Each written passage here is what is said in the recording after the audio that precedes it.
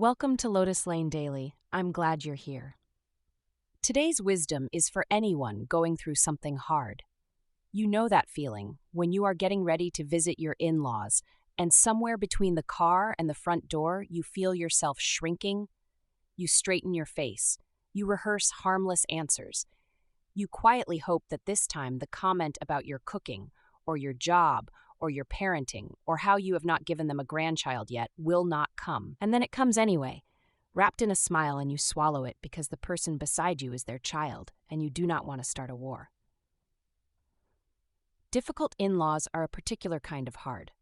These are people you did not choose, who came attached to someone you love very much, and who you cannot simply walk away from without it costing you in your marriage. You are tied to them, and yet you have almost no real say. That bind is real, and if it is wearing you down, you are not being dramatic and you are not being ungrateful. Why this hurts more than it seems it should. From the outside, in-law trouble can look small. A pointed comment here, a cold shoulder there, an opinion offered where none was asked for. People tell you not to take it so seriously, but the reason it lands so hard is that it is not really about any single comment. It is about the steady, low message underneath. That you are an outsider, that you are being assessed and found wanting, that you do not fully belong in the family you married into, and it touches the most tender places. Your home, your marriage, your children, if you have them, your sense of being good enough. When someone needles you about those things, repeatedly, in the place that is supposed to be family, it is not surprising that it gets under your skin. It gets under everyone's skin. You are not too sensitive. You are being touched where everyone is sensitive, the trap of trying to win them over. Many people spend years on a quiet, exhausting project, earning the approval of in-laws who do not seem willing to give it.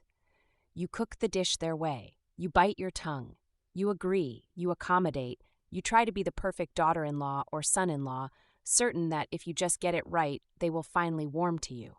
Sometimes that works, but often it does not, and it is worth being honest about why. If an in-law's coldness comes from their own fear of losing their child, of change, of not being central anymore, then nothing you do will fix it, because the problem was never your performance. You cannot earn your way out of someone else's insecurity. Chasing their approval just hands them a remote control to your peace. There is an old idea worth borrowing here, that wisdom means seeing things as they really are, not as we wish them to be, and then acting accordingly. Look honestly at your in-laws. Are they difficult people having a hard time adjusting, who may soften with years? Or are they people whose approval is permanently conditional, always one demand further away? Your strategy should match the truth, not the hope. Your marriage is the real foundation. Here is the most important thing in this whole piece. The relationship that decides whether difficult in-laws break you or merely annoy you is not your relationship with the in-laws. It is your relationship with your spouse. When a couple is united, in-law trouble is a manageable irritation. When a couple is divided, with one partner defending their parents and the other feeling abandoned, in-law trouble becomes a wound that can sink the whole marriage. So the work is not really out there with them. It is here with the two of you. This is delicate because you are asking your partner to hear something hard about people they love and have known their whole life. Lead with the marriage, not with blame. Not, "Your mother is awful," which forces them to defend her. But when she says those things and you stay quiet, I feel alone, and I need to know you are with me. You are not asking them to hate their parents. You are asking them to be your partner first. That is a fair thing to ask, and a marriage that cannot offer it has a deeper problem than the in-laws.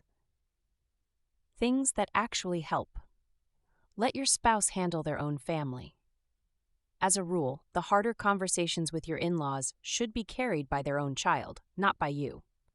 It lands completely differently coming from them, and it spares you from being cast as the villain who came between a parent and child.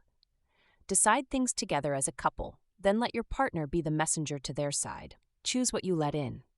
Not every comment needs a response. Some are barbed and meant to provoke, and the most powerful thing you can do is let them pass without reaction, like rain off a roof. Save your energy for the few things that genuinely matter: your children, your core boundaries, and let the small jabs land on nothing. A jab that gets no reaction loses most of its power. Have a few calm lines ready.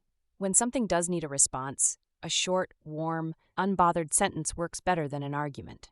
We've decided to do it this way, and we're happy with it. Thanks, we'll think about it, said pleasantly without defensiveness, and then a change of subject. You are not winning a debate. You are closing a door gently. Control the dose. You usually have more say than you think over how long visits last, how often they happen, where everyone stays. A shorter visit that goes well is worth far more than a long one that ends in tension. It is not rude to manage time. It is how you keep the relationship survivable. Look for the one good thing. If you can, find even one point of genuine connection with each in-law, however small. A shared interest, a topic that is safe, one thing you actually appreciate about them. It will not erase the difficulty, but it gives you somewhere steady to stand, and it keeps the bitterness from spreading over everything. A gentler way to see them. This is not about excusing bad behavior, and you do not have to do this if you are not ready. But difficult in-laws are underneath usually frightened or insecure people. A mother-in-law who criticizes is often a woman terrified of becoming irrelevant. A father-in-law who disapproves is often someone who does not know how to share the person he raised. There is an old observation that we should be grateful even to those who challenge us, because they are often the ones who push us to grow. Your in-laws may, without meaning to, be the reason you learn to stand calm and unshaken under pressure. That strength is yours to keep. One last thing. You probably will not turn difficult in-laws into the warm, welcoming family you might have wished for. That is a real loss, and it is allowed to make you sad. But peace here does not depend on changing them. It depends on a solid marriage, clear and steady limits, and a settled inner refusal to let their disapproval decide how you feel about yourself. You married a person, not a verdict from their parents. Keep that person close, keep your own footing, and let the rest be only what it is. Difficult, but no longer in charge of you. That's the wisdom for today. If something here landed for you, share it with one person who might need to hear it too. Take it slow. I'll see you tomorrow on Lotus Lane Daily.